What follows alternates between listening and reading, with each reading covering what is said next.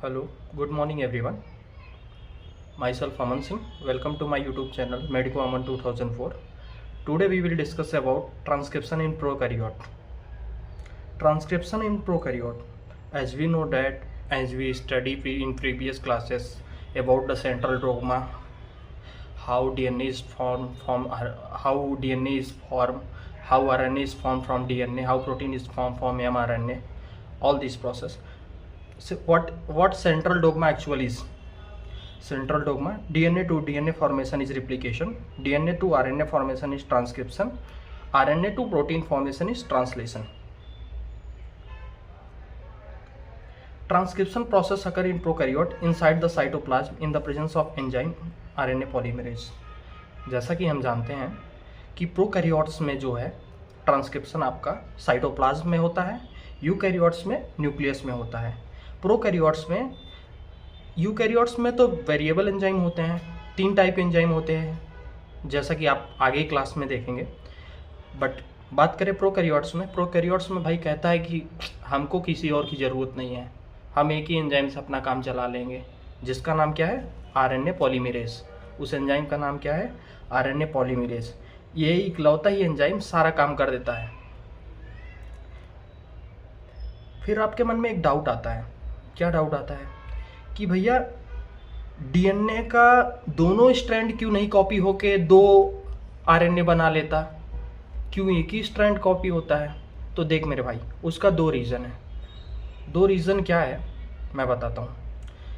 पहला तो देख, अगर मान लें दोनों स्ट्रैंड अलग अलग है, ठीक है, मैं जानता हूँ कि डीएनए का 2 स्ट्रैंड होता है, एक टेम्पलेट स्ट्रैंड, एक कोडिंग स्ट्रैंड होता है, और दोनों एक दूसरे के कॉम्प्लीमेंट्री होते हैं। मान ले आरएनए पॉलीमरेज आया, इस स्ट्रैंड का कॉम्प्लीमेंट्री ऐड करके एक एमआरएनए बना दिया, इस स्ट्रैंड का कॉम्प्लीमेंट्री ऐड करके एक एमआरएनए बना दिया।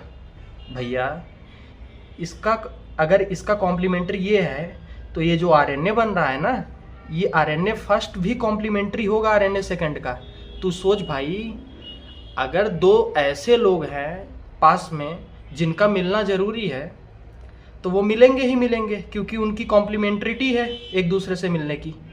जैसे ही ये इसका कॉम्प्लीमेंट्री फॉर्म करेगा तो ये कंबाइन करके डबल स्टैंडर्ड एमआरएनए बना देगा, और double standard mRNA central dogma की थियरी के अकॉर्डिंग प्रोटीन नहीं सिंथेसाइज करता है। इसी वजह से दोनों स्ट्रेन एमआरएनए नहीं बना सकते डीएनए के, पहली चीज़। और दूसरा रीज़न क्या है? मान लेता हूँ कि दोनों कॉम्प्लीमेंट्री होते हुए भी नहीं बनाते हैं, ठीक है, तेरी बात मानता हूँ भाई मैं कि दोनों कॉम्प्लीमेंट्री हैं फिर भी नहीं जुड़ते एक दूसरे से। तू सोच के देख, according to genetic information transfer theory, एक डीएनए मॉलिक्यूल से एक ही प्रोटीन बनेगा, बट एक डीएनए से अगर 2 स्ट्रैंड तूने एमआरएनए बना दिए तो वो 2 स्ट्रैंड आरएनए 2 टाइप के प्रोटीन बनाएंगे, जो कि जेनेटिक इंफॉर्मेशन ट्रांसफर थियरी को इनवैलिड करता है। इसके अकॉर्डिंग भी तू नहीं बना सकता। इस वजह से एक ही स्ट्रैंड कॉपी होता है डीएनए का एमआरएनए या आरएनए में। आगे देखते हैं।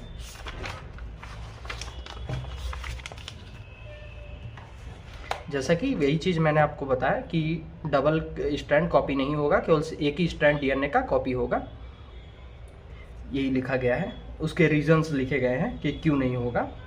सेकंड केस, अब देख भाई, एंजाइम कौन सा लगता है ट्रांसक्रिप्शन करने के लिए प्रोकैरियोट में? DNA dependent RNA polymerase enzyme. ये कहता क्या है? कहता भाई तुम कोई सी भी कंडीशन रख लो, चाहे जैसा सिचुएशन रख दो, पर मैं 5 प्राइम टू 3 प्राइम ही पॉलीमराइजेशन करूँगा। ये डीएनए का डबल स्ट्रैंड है, देख रहा है, दोनों स्ट्रैंड है। ट्रांसक्रिप्शन के 3 मुख्य पार्ट होते हैं: promoter, structural gene, terminator. Promoter क्या होता है?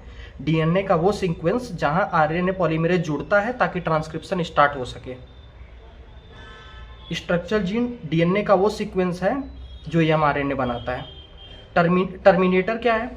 टर्मिनेटर डीएनए का वो सीक्वेंस है जहां आरएनए जाने के बाद, यानी पहुंचने के बाद क्या करता है? ट्रांसक्रिप्शन को रोक देता है।